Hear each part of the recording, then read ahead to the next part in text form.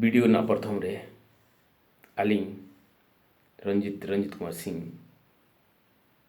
आपे सोबेन मारांग को के जोआर आर आइन बारावारी सुंगती को के हागामेसी को के जी पोले दुल्लड़ हुडिंग को के इया भालोबासा श्रद्धा तिसिंग वीडियो जन्म मृत्यु रेना नियम विषयते लिंग बाइया हाँ काजी हुई तना न्या धरती रे अबो जन्म ग्रहण बु नामे मय कारण तेगे एना हुई तना भालोबासा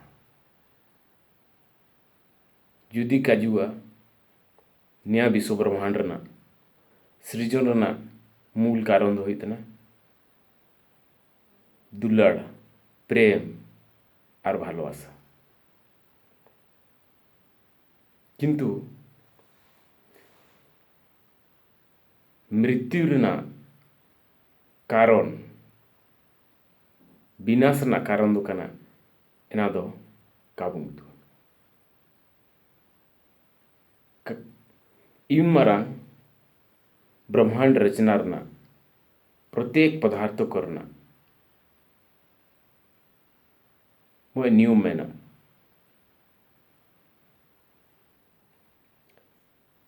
अब स्कूल कॉलेज करे पढ़ाता हूँ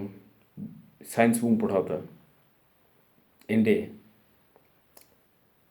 विभिन्न प्रकार नियम को वैज्ञानिक को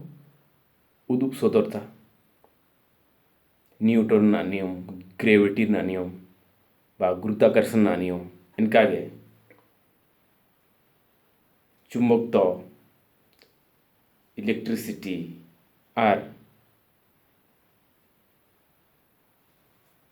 इनका के तमाम प्रकार ना नियम को मेनागा तबे ची एटा जिनिस करना हो नियम में या जन्म मृत्यु ना हो नियम में ना जुदी बु मेनिया कोनो नियम मानो ना तबे भूल होइबा चिया जुदी बु मेनिया जे नियम गे मानो ना तबे हड़ो सतता ईमानदारी परिश्रम बा चेष्टा रना कोनो महत्व कातइबो निराशा फैलावा एनाते हयतो अबो काबी तुगना जे ना नियम काना तना किंतु मोय नियम में ना पाप पुण्य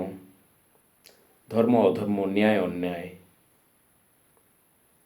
सही गलत ठीक भूल इना करना नियम में नगा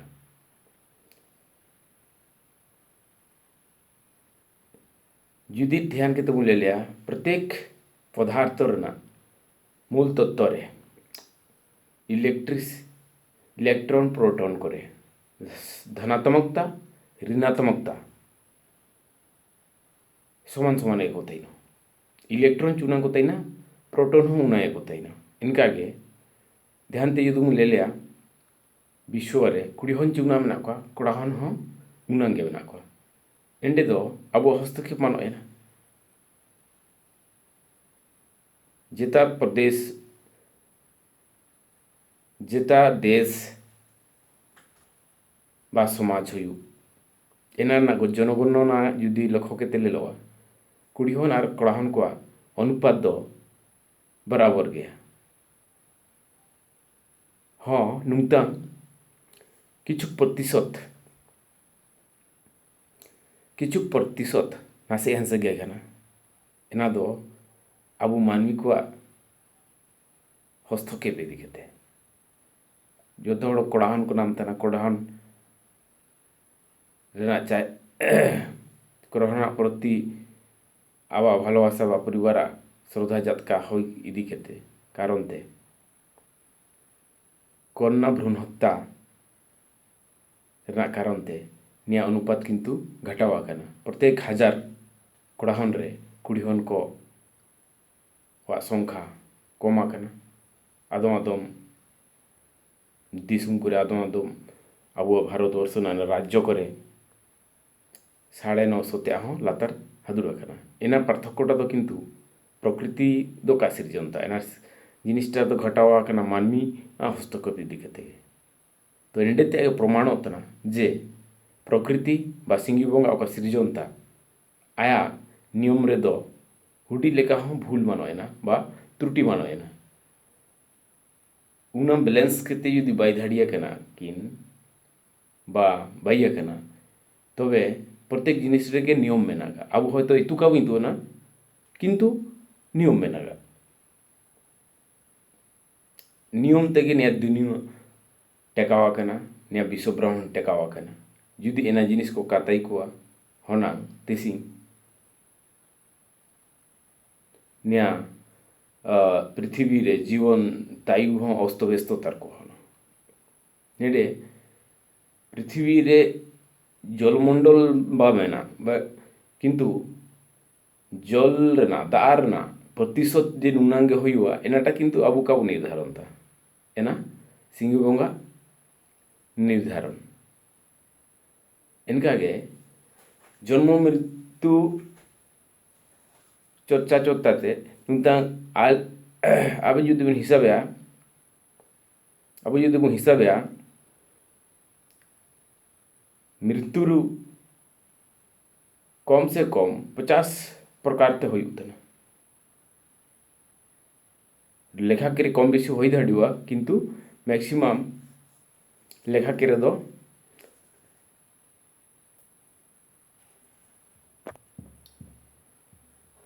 हाँ ने दिसुम रे मानमी काना काना लेकाते को गतोतना काना काना लेकाते को गजोतना एरा को जुदी रेगुलर भावते न्यूज पेपर खबर कागज पढ़ा हुआ इंडिया लिस्ट करेबे बु ना जे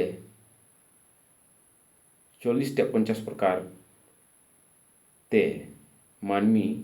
मृत्यु को प्राप्त होता एना मध्य कयेकटा लिस्ट आली नुतान उदुग सदरेदा दा दिन रिमिल साड़ी जारे वज्रपात ते को गजोतना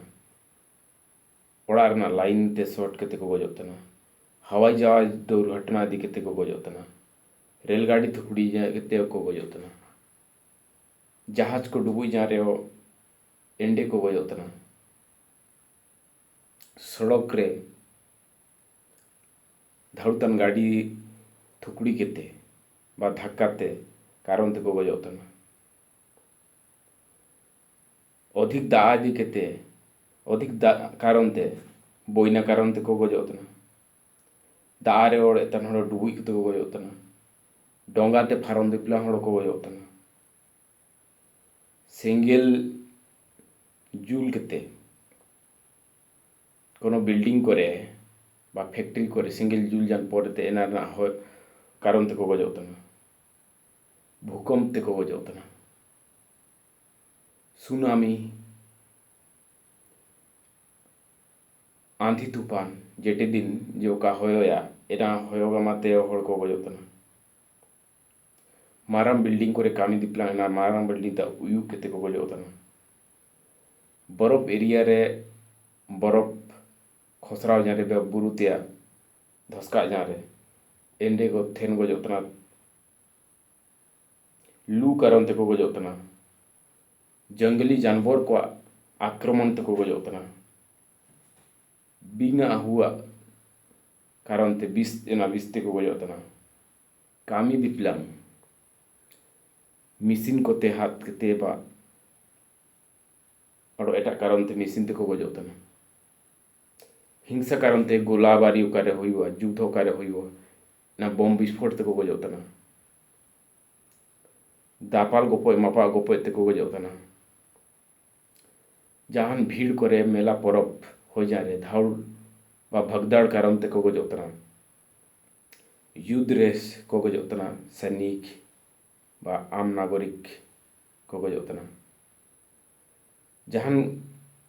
karon tege jetar bung tayu abu hormo cetare judi hamal jinis uyugoa ena karon te hon bung gojok tana gas cylinder को फटाव जान परे ते बung gojok tana বিষাক্ত ভোজন পদার্থ আর কি নুকিতে হম bung gojok tana कोनो पागल बसन की द्वारा भीड़ करे स्कूल करे गोलीबारी केते हड़ को गजोग तना जहाना गे उर दिपलांग कोयला खादान को बा एटा खादान को उर दिपलांग एना खादान धसका जाते को गजोग तना बहुत लोग बहुत प्रकार रोग ते को गजोग तना हार्ट अटैक बा अड़ो अन्नानो 50टा ते हूँ अधिक रोग में रोग को ते आक्रांत पर बung गजोग तना बहुत लोग पर निराशा ते जीवन परेशानी ते जीवन परेशानी का को सामड़ाव कारण ते खुद को तीकते निजे निजे तक आत्महत्या को बहुत लोग पागल उतना को एना कारण ते आको जीवन टा नष्ट होतना ओडे समय बम बाई दिपलांग एन बम्बई कारीगर का को विस्फोट के गजोग तना आर अन्यायी हड़ को कोर्ट रे साजा को नाम करे इनको तो सरकार मृत्युदंड लेकाते फांसी ते bung goj ako आर ओडे हड़ हाड़ाम केते शांति ते bung gojok तना नेडे ओडो होयतो मेना गया उना को कालीन लिस्ट दा तो नेडे प्रश्न हुयुग तना किछु गय करे अबुआ दोष मेनागा किछु दोष करे अबुआ दोष मनोयना मने करो साइकेल ताय सेंतान हड़ो बा सेंतान हड़ो बा समुद्र धारे रे हनार कांतान हड़ो निकारे लेलो तना आया दोष का साइकिल ते सेंता बा सेंता बा गाड़ी ते सेंता आया दोष का किंतु ओडोमे गाड़ी वाला आय के जुदी थुकुड़ किया ताहने एंडे जे ओके दोष साइड रे सेंतान हड़ो दोष जे ओके थुकुड़ किया इन गया दोष जेता के मो हड़ो के दोष हुई आकार दो बार हड़ो के दोष हुई संभावना एंडे हो मेना जे सड़क एक्सीडेंट रे मो हड़ो हम दोष झाड़ी मो हड़ो दोष कारण तो मो हड़ो गजवा तो नेडे उडूर ना विषय दो आमा दोस्तेम गजवा चे एटा हड़ो दोस्तेम गजवा एना दो काबुन ठर दाड़िया किंतु bung gojok tana ओका गोटा ठीक ओका गोटा का ठीक एनाटा मारांग कजी ओके निजे जे इच्छा केते अधिकार हाताव नातिनते निजेर मान सम्मान रखा नातिनते लड़ाव केते गजवा एनाटा दो मयो गोय रहो मयो सिविल मेनागा निजे स्वाधीनता नातिनते ओकन को गोजा कना वो दिसुम स्वाधीनता नातिनते वो अधिकार हाताव नातिनते एना गोय रे सिविल मेनागा ओका शांति तेम गोजो एना ना सिविल मेना आमा इच्छा ओकम पूरा होता आमा कर्तव्य को कराव जन परेते ओका मानमी गोय जहाँ एना ना अफसोस का तैना मेन्दो एक्सीडेंट लुकते अचानक भावते जुदी बung गोजवा कष्ट नाम कते bung गोजवा तो एना टरेना अफसोस कोई गोजान हड़वा अनुभव गया संगेते आया परिवार बा संगी साथी को अनुभव नेड़े काज हुतना एना गोय रे काना अबुआ नियंत्रण मेना एना गोय रे अबुआ किछु नियम मेना चिकागे जुदी मानो जना तबे मानवी तारे निराशा सत्यता संयम एना जिनिस को मानवीय गुण ओका को मेना बुगी गुण एना जिनिस को किंतु लोप इदुआ एना विषय रहो मानवी तारे विश्वास में मेना सिंगु बोंगा चेतान रे में विश्वास मेना जे कागे ने दिसुम जुदी बये कना तो बुगी नातिन के बये कना आर गीता करे को काजिता लेका ओका होई लेना बुगी नातिन के होई लेना ओका होई तना बुगी नातिन के होई तना आर ओका होई वा एना बुगी नातिन के होई वा एना विश्वास इदी केते अब जीवन टबुन कटावे अब भरोसा टा काबुन रापुज दे अब सिंगी बोंगा चेतान रे एना विश्वास कारण तेगे रास्काबुन अनुभव धाड़ीतन और एना विश्वास कारण तेगे ईमानदारी साहस कर्तव्यनिष्ठा चेष्टा प्रयत्न महत्व मेनागा नुतांग सवाल होइतना आबू ओका दिशा से बुन सनोतना बुगी दिशा से ची खराब दिशा से विश्वास ना हरा बुन सादा ची अविश्वास ना धर्म ना हरा बुन सादा ची अधर्म ना सत्यता ना हरा बुन सेंदा ची असत्य मिथ्या ना ईमानदार ना हरा से बुन सेना ची बेईमान ना हरा बुन सेना बुगी हड़ो सब समय बुगी हरा से के सेन नो हाय गया और ओको हड़ो वा मन बा विश्वास सिंगी बोंगा चेतान रे काते ना बा मानो जना इनको दो एट खराब हरा से एको सेना असंयम हरा चोरी डकैती बा बेईमान हरा से एको सेना और आको हिसाब तो को नामा जे ना दिसुम रे कोनो नियम नीति माना जहाना के होई धाड़ीवा जहाना के घटाव दाड़ीवा तो आको नियम चेतान रे नीति चेतान रे भरोसा मानो जना बा एना को काको मानातिया एनाते तिसिंग एनकान हड़ो को बेईमान हड़ा को साबदा वा असंयमी हरा से को सेना और स्वतंत्र भावते जुदी विचारवा जुदी आबेन सिंगी बोंगा तारे ना विश्वास भरोसा टा काताइवा तबे ऑटोमेटिक जेता हड़ोगे अहंकारी दीवा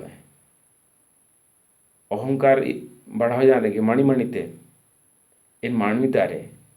दुर्गुण को बिसी दुआ और सद्गुण को कमी दुआ इनका के एना जिनिस को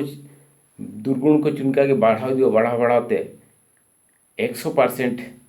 हो जान परेते सद्गुण को महत्व कमी दुआ छावाई दुआ ना से 0 ही दुआ ना से 100% ही दुआ मो से कमो मो से बेसी हुआ तो एना दुर्गुण होरारे सेंतान उनांग सेटरवा जे मुडी सेटर तरो मुडी उकार सेटरवा एंडे किंतु मृत्यु निश्चित गया मृत्यु ओकोलेकाते हुआ एना दो अब तो बन डिसाइड किया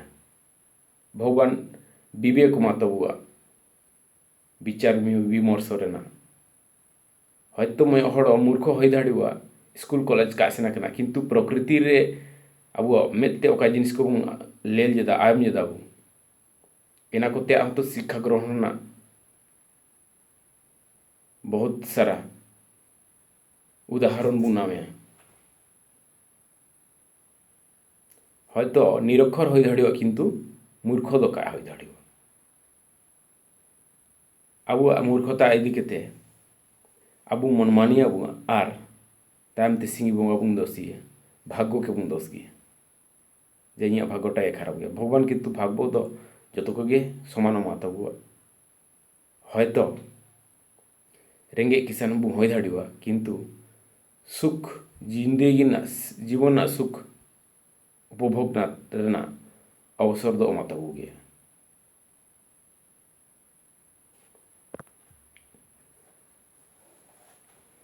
हाँ इनका गे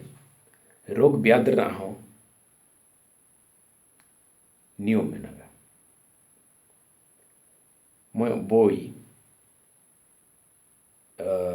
इंग्लिश ते ओला कंते कि ना टा हुई तना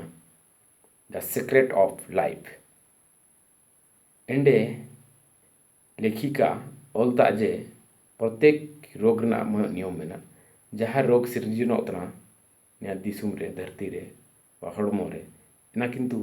अबुआ मोनेते आगे सिरजन आकना अबुआ मन चुंतांगे दूषिता कना खारपा कना उनतांते आगे अबुआ किंतु रोग सिरजन आकना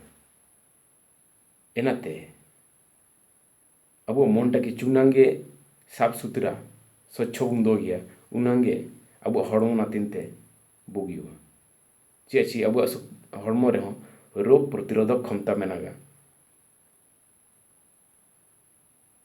चे प्रत्येक बैक्टीरिया खराब बैक्टीरिया को अब हड़मो भीतर को बोलो जा रहे हो इनको के गोय नातिनते अबुआ बेसन बैक्टीरिया को व्हाइट ब्लड सेल ओका मेन जेदा एना उपस्थिति मेनागा नुतां अबुआ मन चुंतां मजबूत ताइना स्ट्रॉन्ग ताइना अबुआ रोग प्रतिरोधक क्षमता हो किंतु स्ट्रॉन्ग गे ताइना ताकतवर गे ताइना इनकागे वो मनटे चुंता की दुर्बलवा बा दुर्गुण युक्त भावना को मन रे पेरेगवा इन उनतांगे किंतु रोग सृजन रेना संभावना ताइना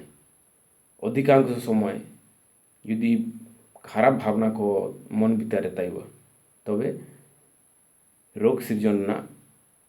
संभावना जातका गे ताइना समाज रे ताइना रे रोग तो हिजुआ एनास मने रे खराब भावना तो हिजु एना ठीक काजी किंतु हिजारे एनाटाके रेगुलर भावते परिष्कार अति आवश्यकता ना ओड़ा दुआर चिलका जबरा जारे दिन गे रेगुलर भावते फरचायाबू इनका गे हड़मो रे मने रे खराब भावना को जगाव जारे लोभ लालसा त्याग ईर्षा घृणा भावना को जगाव जारे एनाटा हो साप दो रेना रेगुलर गेबू कोशिश और एनाटा दो हुयुग थेना सिंगी बंगा ध्यान बा भगवान प्रति आस्था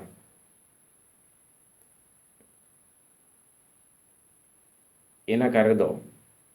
निजे निजेते मनटाके केटे और साफ सुथरा दो मुश्किल गया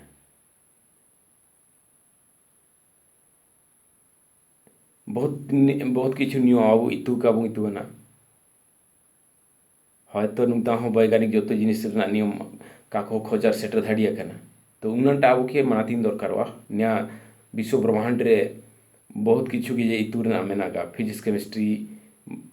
विषय तेरे बा ओडो एटा विषय तेरे बहुत किछु मेना रहस्य लेका के मेनागा किंतु आबू के रास्कत दाई नातिनते